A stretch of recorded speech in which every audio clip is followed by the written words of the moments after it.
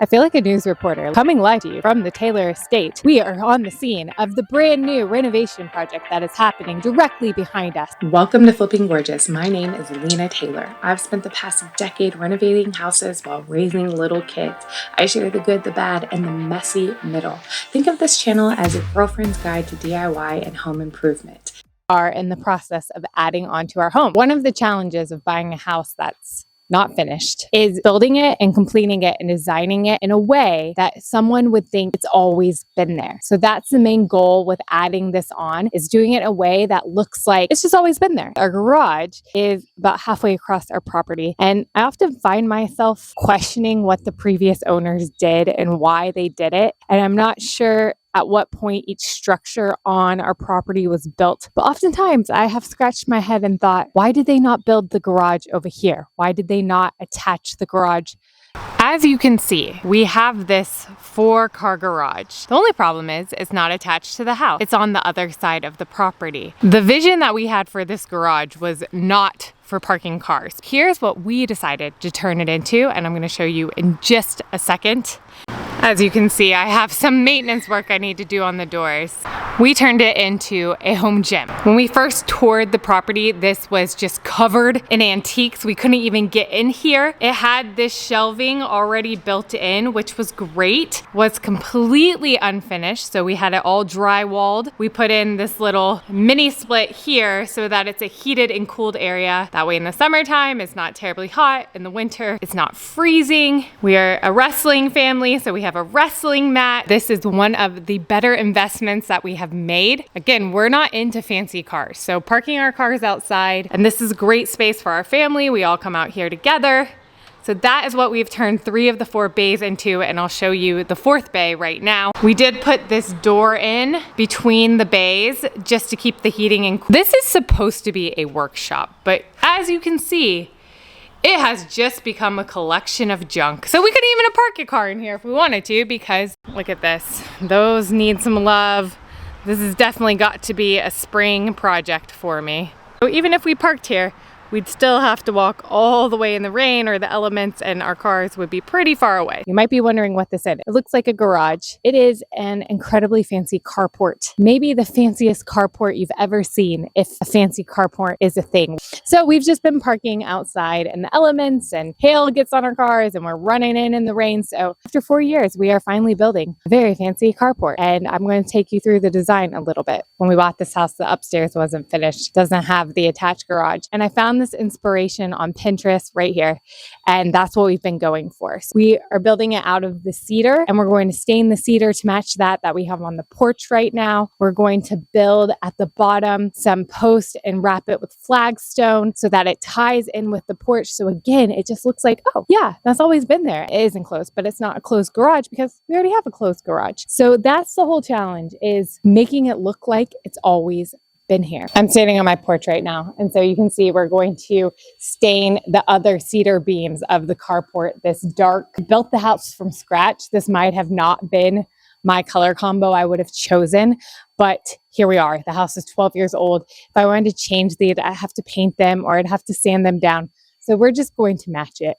And I like it. I like it just fine. I might paint the trim and brick one day, but you can see we have a bunch of the flagstone in the background. So tying in that flagstone to the bottom pillars of the carport.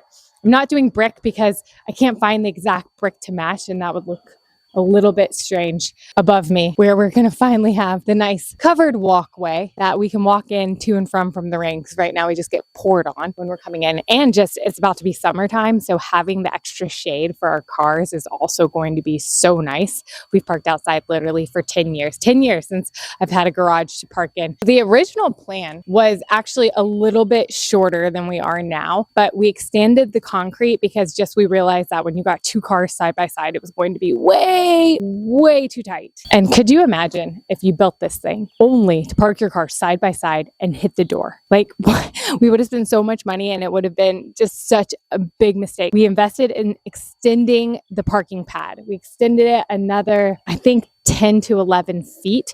Y'all, the concrete business is the business to be in. Now, every time that I'm just looking around, I'm seeing concrete slabs. I'm like, oh my God, that's 100 grand of concrete. That's 20 grand of concrete. The concrete business, if you need a business to get in, is the one you should think about getting in. That's all new concrete there so that we could come out the extra 10 feet or so that the cars didn't hit each other when they were parked next to each other, because that would have been a big mistake. When we extended it, we couldn't find one solid beam to go all the way across. So they had to do these custom brackets and then put them in with all the bolts. It's really amazing that this was just a pile of wood a few days ago. It was literally a pile of wood, and look at it now. AI cannot do that. AI cannot do that. If you want a job that AI cannot replace, build something. So in order, again, to make everything just look super cohesive and like it's always been here, we're going to do the wood slatting underneath the roof to match what we have on the porch currently, so that it all ties together. There will be one big chandelier. So I guess they're probably going to come do the electrical next. I think that's probably the next step. One big chandelier. The challenge is finding an outdoor chandelier that's going to be big enough for here. I think I'm going to take a drive up to one of the big lighting outlets up the road, but I've got to find that light, and I need to find it in a few days because I think the electricians are coming out soon to do that. They did this today. We had to cut in a little bit lower than the original plans. I think our dog is also going to really appreciate this walkway, because right now when she comes out and has to go to the bathroom, she's just in the element. So I think she will really appreciate the little walkway, covered walkway area. A lot of people are asking this question. Are we going to, why not build another room up there? And the truth of it is, one, we don't need the extra room. This house is already too big. Since we finished the upstairs, this house is too big. I actually tell my husband that quite some time. I'm like, this is too much house. So we don't need an extra room. But two, it probably would have, oh my gosh, doubled, tripled the cost. And this thing is already expensive enough. So that's why we're just leaving it open. And it's just a carport and not an addition with an additional room or something like that. This is finally the last piece to completing the house, is this carport. We've done all the internal projects. We finished the upstairs, and this carport was the last physical renovation addition to the house. So it's really coming together very nicely, and I feel like it's just going to make the house look finished and complete. So stay tuned. Thanks for watching. It's going to be flipping gorgeous. If you like this video, comment, subscribe, tell me your favorite part. The lighting store does not have toys.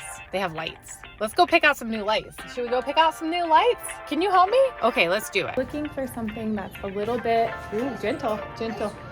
We're looking for something that's a little bit of a lantern. I like this one potentially back here. This is cool. Ooh, that's pretty.